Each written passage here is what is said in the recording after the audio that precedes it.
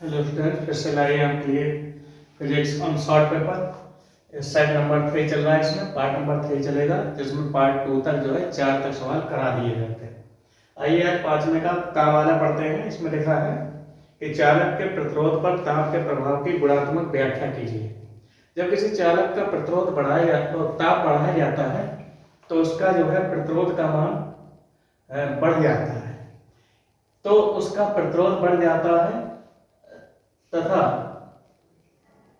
चालक में मुक्त इलेक्ट्रॉन जो होते हैं उनका शांति काल का मान भी घट जाएगा। ठीक है, क्या बढ़ाने पर? ताप बढ़ाने पर। तो चलिए, ये लिखा हुआ है, इसके साथ एक न्यूमेरिकल लिखा है, उसकी तरफ ध्यान देते हैं। दिए गए परिपथ में धारा का मान ज्ञात कीजिए और परिपथ में अधिकतम धारा का मान क्या होगा। ये हमारे पास परिपथ है, ये पहला सेल लगा है जिसका आंतरिक प्रतिरोध R है, ऐसे ही दूसरा है, ऐसे ही तीसरा है। तो सबसे पहले हम क्या करते हैं, न्यूमेरिकल पार्ट लिखते हैं। न्यूमेरिकल तो हम क्या करेंगे, कुल विद्युत वाहक बल। कुल विद्युत वाहक बल क्या हो जाएगा? ई और ई कितना हो जाएगा?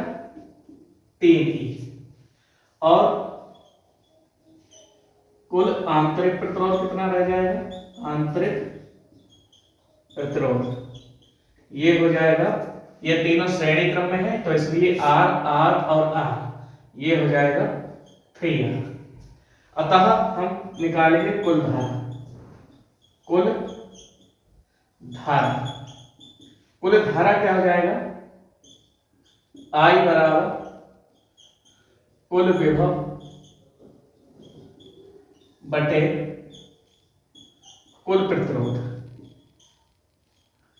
देखिए, ये जो R जुड़ा हुआ है इन सबके साथ में श्रेणी क्रम में ही जुड़ा हुआ है, तो हमारे पास यहाँ पर कुल विभव क्या आ जाएगा? कुल विभव है हमारे पास विद्युत वाहक बल जो कि है 3E और बटे में कुल प्रतिरोध, एक तो ये R 3R और साथ में ये R, तो कितना हो जाएगा? 3R प्लस में R। यही हमारे पास कुल धारा हो जाएगी परिपथ की। अब इसी के साथ में हमसे पूछा है कि अधिकतम धारा का मान क्या होगा। अधिकतम धारा के लिए अगर हम बात करें, यहाँ पे स्क्रीनशॉट ले लें, तो देखते हैं अधिकतम धारा के लिए इसी के बाद लिखना है,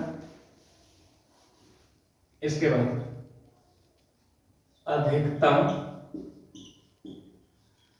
धारा के लिए। अधिकतम धारा के लिए क्या होता है, जो आंतरिक प्रतिरोध होता है वो नगण्य मान लेते हैं, यानी कि शून्य हो जाएगा। तो इसलिए हमारे पास जो भी आया है 3E अपॉन में ये 3 है, 3 और गुणा में R की जगह पर हम क्या लिखते हैं? 0 और फिर प्लस में R। तो हमारे पास जो आ जाएगा, ये तो टर्म 0 हो गया, तो I 3E अपॉन में R, इसे हम I मैक्सिमम कह सकते हैं। क्यों? क्योंकि इस समय पर R का मान 0 हो गया, तो ये क्या हो जाएगा? I maximum. यही हमें हल करना था। चलिए देखते हैं अगला सवाल क्या कहता है।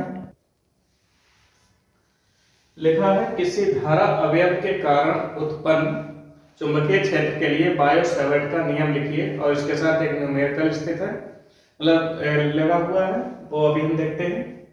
सबसे पहले हम क्या करते हैं, एक अनंत लंबाई का तार बनाते हैं। क्योंकि इसमें दिया रखा है अल्पांश खंड की लंबाई, न्यूमेरिकल के आधार पर हमने इसकी लंबाई डेल्टा x मान ली है।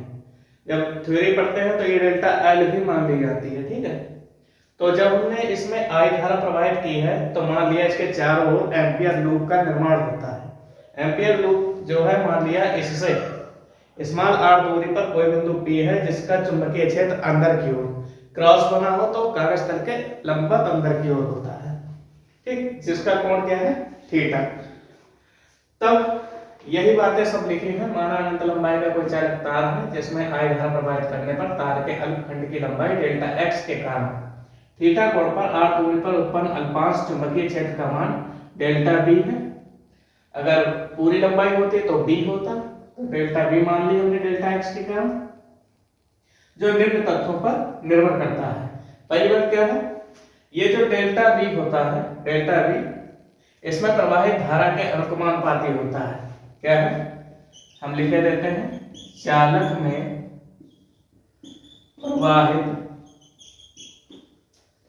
धारा के अनुक्रमानुपाती होता है, अनुक्रमानुपाती होता है। अर्थात ये जो डेल्टा बी हो जाएगा वो अनुक्रमानुपाती हो जाएगा आई के समीकरण 1 बना लेंगे। ठीक है, इसी प्रकार से ये जो डेल्टा बी होता है इस चालक के अल्पखंड की लंबाई डेल्टा एक्स के अनुक्रमानुपाती होता है। यही बात हम आगे लिख देंगे। ठीक है, अगली चीज क्या है, ये जो उत्पन्न चुंबकीय क्षेत्र होता है डेल्टा बी, यहाँ डीबी लिख रहे हैं, अगर यहाँ dx होता तो dv लिख देते, डेल्टा x है तो इसलिए हम यहाँ पर डेल्टा d लिख देते हैं। तो उत्पन्न चुंबकीय क्षेत्र क्या होता है, चालक में प्रवाहित धारा की दिशा तथा चुंबकीय क्षेत्र की दिशा के बीच बने कोण की ज्या, कोण की ज्या का मतलब साइन थीटा के अनुक्रमानुपाती होता है। यही चुंबकीय क्षेत्र जो dv होता है इस तार से उस बिंदु की दूरी के वर्ग के व्युत्क्रमानुपाती होता है। यही सब बातें हम इसमें लिख देंगे। देखते हैं, ये इतना स्क्रीनशॉट ले लें आप। तो इसमें हमने लिख दिया है पहले से ही कि जो उत्पन्न चुंबकीय क्षेत्र dv होता है वो चालक में प्रवाहित धारा के अनुक्रमानुपाती होता है, यानी कि डेल्टा बी जो हो जाएगा वो आई के अनुक्रमानुपाती हो जाएगा। इसे समीकरण 1 मान लेंगे। ऐसे ही उत्पन्न चुंबकीय क्षेत्र डेल्टा बी जो होता है वो चालक की अल्पांश लंबाई डेल्टा एक्स, अगर डेल्टा आई लेते हैं तो डेल्टा एक्स के अनुक्रमानुपाती होता है। कहने का मतलब ये है डेल्टा बी अनुक्रमानुपाती हो जाएगा किसके, डेल्टा एक्स के। तीसरी बात क्या है, चालक में प्रवाहित धारा की दिशा तथा चुंबकीय क्षेत्र की दिशा के बीच बने कोण की ज्या यानी कि साइन थीटा के अनुक्रमानुपाती होता है। ठीक है, और उत्पन्न चुंबकीय क्षेत्र ये जो होता है चालक से उस दूरी जहां पर हम चुंबकीय क्षेत्र का मान ज्ञात कर रहे हैं उस दूरी के वर्ग के व्युत्क्रमानुपाती होता है। समीकरण हमने 4 मान ली। ठीक है, तो हम क्या करेंगे, समीकरण 1, 2, 3 और 4 को मिलाने पर हम समीकरण इन सभी समीकरणों को मिला देंगे तो हमारे पास जो चीज आएगी वो देखिए क्या आएगी, समीकरण 1, 2, 3 व 4। जब हम सभी समीकरणों को देखेंगे तो डेल्टा डी अनुक्रमानुपाती हो जाएगा आई डीएल, डीएल की जगह पर हमने क्या माना है, डेल्टा एक्स माना है, delta x sine theta upon में आर स्क्वायर।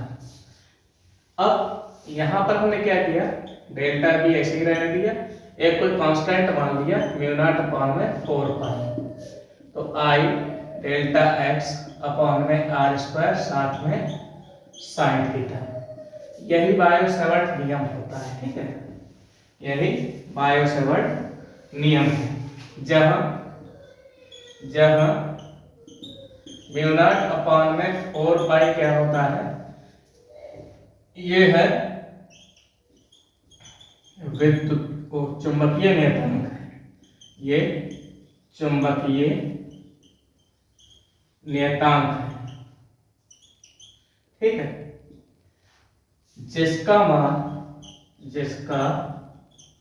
मान 10 की पावर -7 न्यूटन प्रति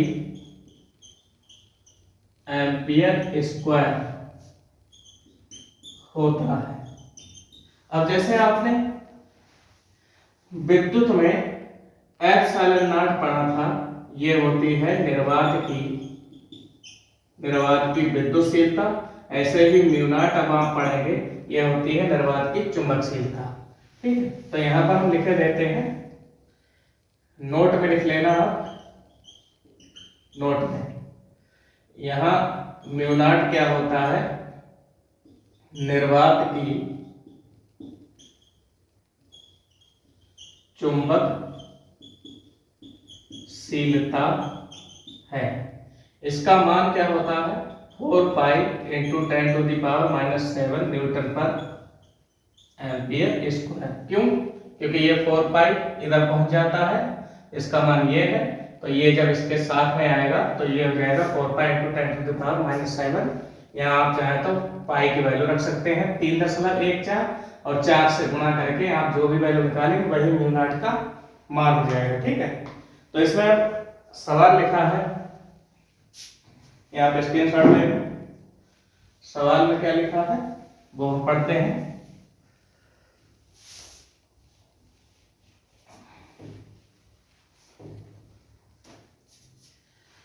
इसी के साथ जो न्यूमेरिकल चिपका हुआ है वो हम देखते हैं। न्यूमेरिकल में जो लगा है, लिखा है कि y अक्ष पर 0.5 दूरी पर, चूंकि r का मान दिया रखा है 0.5 मीटर, दूर किसी बिंदु पर चुंबकीय क्षेत्र का परिमाण क्या होगा जबकि अवयव में 10 एम्पीयर की धारा प्रवाहित है। अच्छा, अवयव में धारा जो है 10 एम्पीयर की प्रवाहित है और दिया है डेल्टा x का मान दिया रखा है 1 सेंटीमीटर, ये भी सवाल में दिया रखा है। तो चलिए इस सेंटीमीटर को हम मीटर में चेंज करते हैं, 10⁻⁻2 मीटर हो जाता है। तो फिर से हम देखते हैं, इसलिए delta b is equal to mu not upon 4 pi, ये हो जाएगा I डेल्टा x अपॉन में r स्क्वायर साथ में साइन थीटा। हमसे ये भी कहा है इन्होंने चुंबकीय क्षेत्र का परिमाण क्या होगा।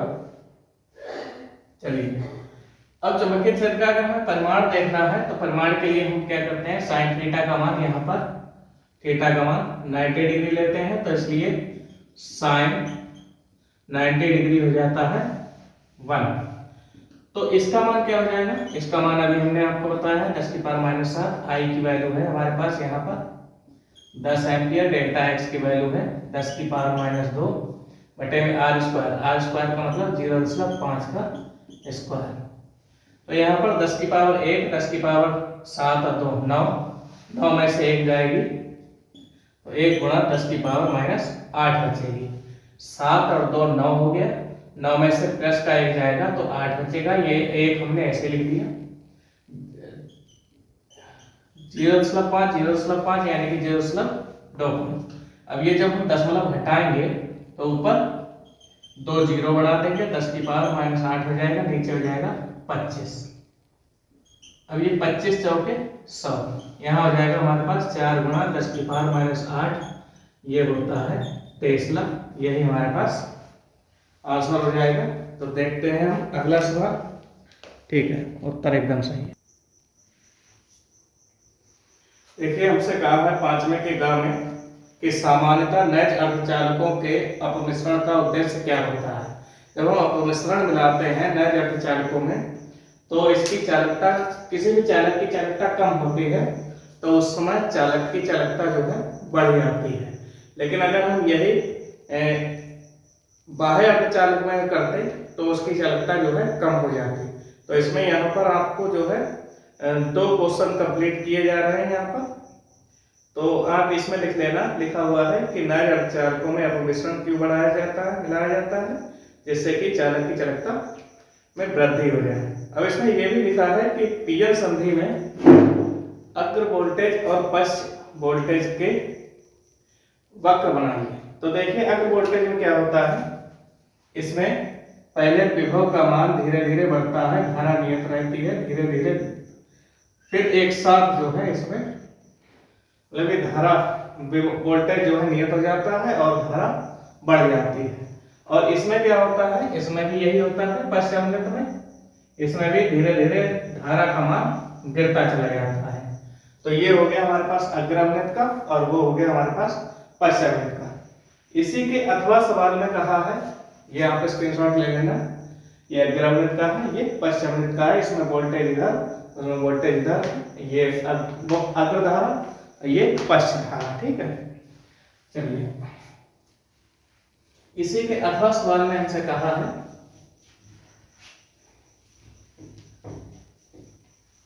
कि स्वप्रेरकत्व और अन्योन्य प्रेरकत्व की परिघटना को समझाइए। स्वप्रेरकत्व क्या होता है, और इधर हम लिखे देते हैं अन्योन्य प्रेरकत्व। ये क्या होता है, एक ही कुंडली होती है, एक कुंडली में यहाँ पर हम गैल्वेनोमीटर लगाते हैं और ये मान लीजिए चुंबक है, चुंबक को हम इसके समीप ऐसे ऐसे आगे पीछे ले जा रहे हैं, ठीक है। तो इसकी कुंडली में फ्लक्स परिवर्तन होता है, यहाँ पर कभी ये रेखाएं बढ़ती हैं, कभी ये रेखाएं कम होती हैं। इसके कारण इसके सिरों पर विद्युत वाहक बल प्रेरित हो जाता है और ये सुई जो है इस तरह से जो है विक्षेपित होने लगती है। इससे हमें ज्ञात होता है कि इसमें धारा का मान इधर या धारा का मान इधर जो है बहने लगा। इसी घटना को हम क्या कहते हैं, स्वप्रेरकत्व कहते हैं। लेकिन अन्योन्य प्रेरकत्व में क्या करते हैं, हम पहली कुंडली लेते हैं और इसमें एक प्रत्यावर्ती वोल्टेज लगा देते हैं, इसके साथ दूसरी कुंडली रख देते हैं और ये वाली कुंडली उठा के हम यहाँ पर ऐसे करके गैल्वेनोमीटर रख देते हैं। यहाँ से हम धारा का मान जब बढ़ाते हैं तो इसमें धारा का मान इधर के लिए, और यहाँ से जब धारा का मान घटाते हैं तो धारा का मान इधर के लिए। ये होती है मुख्य धारा, ये होती है प्रेरित धारा। ये सब जो इसमें होता है वही सब इसमें होता है। जब हम धारा बढ़ाते हैं तो फ्लक्स रेखाएं बढ़ जाती हैं और जब धारा घटाते हैं यही फ्लक्स रेखाएं कम हो जाती हैं। बार बार ऐसा करने से इसके सिरों पर प्रेरित विद्युत वाहक बल प्रेरित हो जाता है, जिसके कारण धारा उत्पन्न हो जाती है, ठीक। इस घटना को हम क्या कहते हैं, अन्योन्य प्रेरकत्व। इसका भी मात्रक हेनरी होता है, हेनरी, इसे हम एल से डिनोट करते हैं, मतलब स्वप्रेरकत्व। और ये होता है एम, इसका भी मात्रक क्या होता है, हेनरी ही होता है। जहां एम क्या है, स्वप्रेरण गुणांक है, और एम क्या है, अन्योन्य प्रेरण गुणांक है। इसकी परिभाषा हम लिखे देते हैं, आप उतार लेना। ये देखिए हमने स्वप्रेरकत्व और अन्योन्य प्रेरकत्व की परिभाषा लिख दी है। आप लोग जो है स्क्रीनशॉट ले लें और बाद में इसे उतार लें। तो देखते हैं अब इसके आगे अगला सवाल।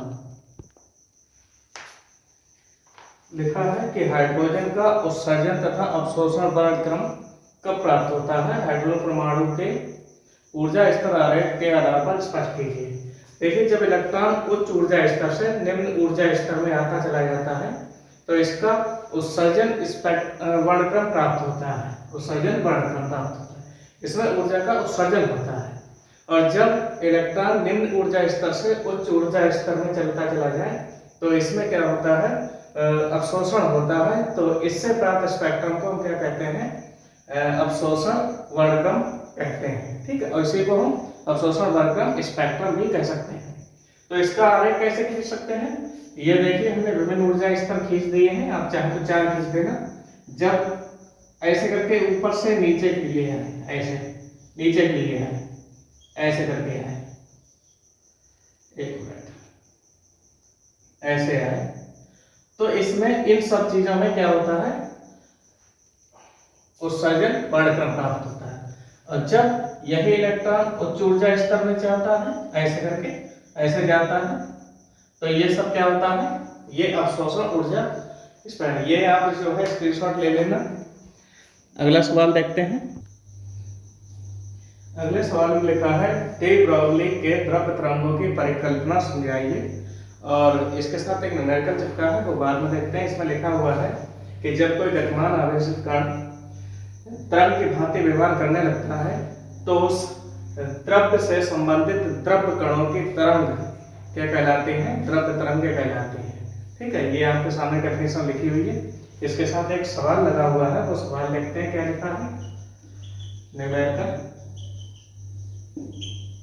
हमसे कहा गया है कि एक न्यूट्रॉन की गतिज ऊर्जा, न्यूट्रॉन की गतिज ऊर्जा जो E है वो दे रखी है 6.7 गुणा 10 की पावर -21 जूल। अब न्यूट्रॉन के लिए जो द्रव्यमान होता है m न्यूट्रॉन का, वो इसमें नहीं दिया रखा है। 1.67 गुणा 10 की पावर -27 किलोग्राम, आप याद रखना। इससे संबंधित डी ब्रोगली तरंगदैर्घ्य क्या होगी, चलिए ठीक है। तो एक होता है प्लांक नियतांक, प्लांक नियतांक का जो मान होता है h बराबर होता है 6.63 गुणा 10 की पावर 34 जूल इंटू सेकेंड, ये होती है जूल इंटू सेकेंड। तो इसके लिए हम फार्मूला आपके लिए बता देते हैं, ये आप स्क्रीनशॉट ले लेना।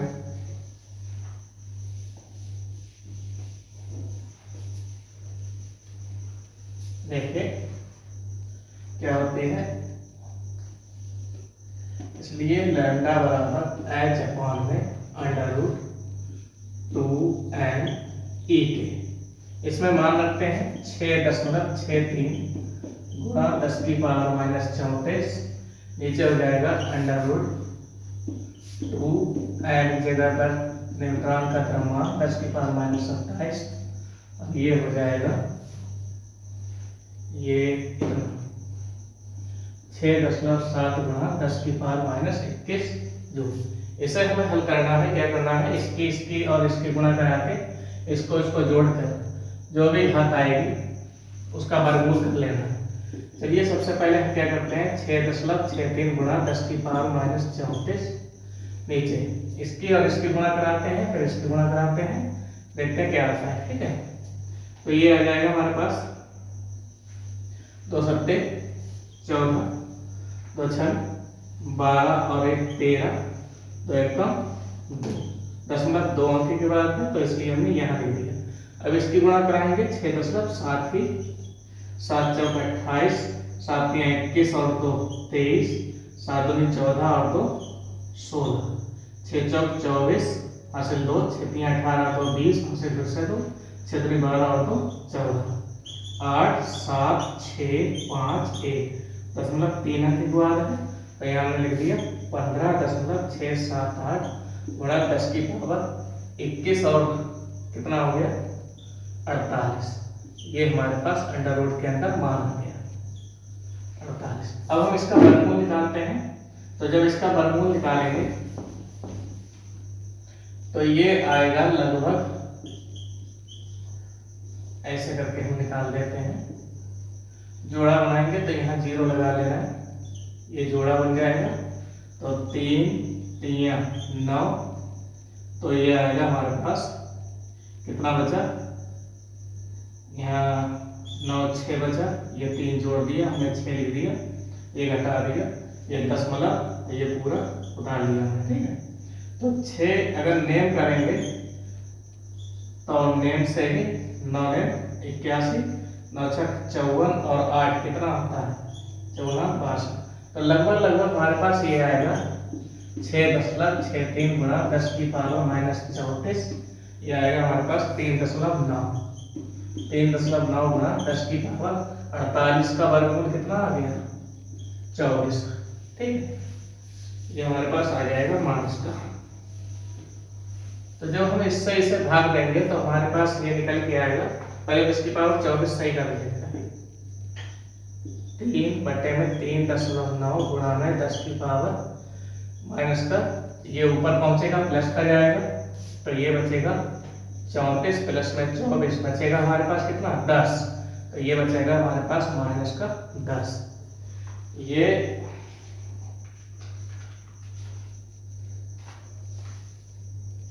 जब इसको भाग देते हैं तो हमारे पास बचेगा 1.39 गुणा 10 की पावर माइनस 10 मीटर में, अगर एंगस्ट्रॉम में लिखना है 39 एंगस्ट्रॉम, क्योंकि 10 की पावर माइनस 10 की जगह पर हम एंगस्ट्रॉम लिख सकते हैं, यही इसकी तरंग हो जाएगी। तो देखते हैं अगला सवाल क्या कहता है। हमसे कहा है छठे सवाल में एम्पियर का परपथीय नियम क्या है। यह परपथीय नियम हमने आपको जो है सेट 2 में बताया था, खंड बा में आपको जो है इसका दूसरा ही क्वेश्चन शायद मिल जाएगा, खंड बा का, सेट 2 के खंड बा, हाँ जी खंड बा का खा वाला क्वेश्चन आपको मिल जाएगा, वही हमने आपको बताया था। ये होता है चुंबकीय क्षेत्र का रेखीय समाकलन किसके बराबर होता है, म्यू0 इंटू आई, यानी कुल धारा का म्यू0 गुना। हमसे कहा है आगे इसका उपयोग करके अनंत लंबाई के धारावाही चालक तार द्वारा उत्पन्न चुंबकीय क्षेत्र का व्यंजक ज्ञात कीजिए। चलिए हम निकालते हैं। ये हमारे पास कोई तार है और तार में जब हम I धारा प्रवाहित करते हैं तो इसके चारों ओर मान लिया एक आर्क त्रिज्या का लूप बन जाता है। ठीक, इसके इस बिंदु पर चुंबकीय क्षेत्र का मान अंदर की ओर होगा और इधर की ही ओर इसमें इसके अल्पखंड की लंबाई इधर की ही ओर हम मान लेंगे। ठीक है, तो चलिए हम क्या करेंगे, अब हम इसका प्रूफ करेंगे अनंत लंबाई के लिए। प्रूफ में क्या हो जाएगा, मान लिया हमारे पास चुंबकीय क्षेत्र B नॉट इंटू डी, सामने क्या है हमारे पास म्यू नॉट इंटू I। यहां से हम क्या करते हैं, वेक्टर हटाते हैं और cos थीटा हम यहां से लगा देंगे। ठीक है, सामने क्या आ जाएगा म्यू नॉट इंटू I हो जाएगा। तो यहां से हमारे पास क्या आ जाएगा, B को हम बाहर निकाल लेते हैं, ये हमारे पास बचेगा dl और फिर cos 0। cos 0 क्यों, क्योंकि इसमें B और dl की दिशा जो है एक ही है, इसलिए इसमें थीटा का मान क्या ले लेंगे हम, 0 ले लेंगे। तो ये हो जाएगा म्यू नॉट इंटू I। यहाँ से B और गुणा में dl की जगह पर क्या आ जाएगा, क्योंकि ये अल्पखंड है तो ये पूरे की लंबाई हो जाती है इसकी परिधि, तो ये जो dl हो जाएगा ये क्या हो जाएगा 2 r। तो यहाँ हम लिख देंगे 2 r लिख देंगे और सामने क्या आ जाएगा म्यू नॉट इंटू I। यहाँ से अगर हम b की वैल्यू निकालेंगे तो हमारे पास आएगी b म्यू नॉट अपॉन में 2 r। यही इसका जो है चुंबकीय क्षेत्र का मान हो जाएगा। यहाँ पर हम लिख देना, माना एक अनंत लंबाई का तार है जिसमें I धारा प्रवाहित करने पर इसके चारों ओर r त्रिज्या का एम्पियर लूप बन जाता है, जिसके अल्पखंड dl की जो है दिशा इसके चुंबकीय क्षेत्र के साथ होगी। ठीक है, तो ये आप सब लिखते हैं ना। अगला सवाल इसमें देखते हैं क्या लिखा है। इसमें लिखा है कि अथवा वाला, अच्छा ये आप स्क्रीनशॉट लेते हैं। अथवा में इसके लिखा है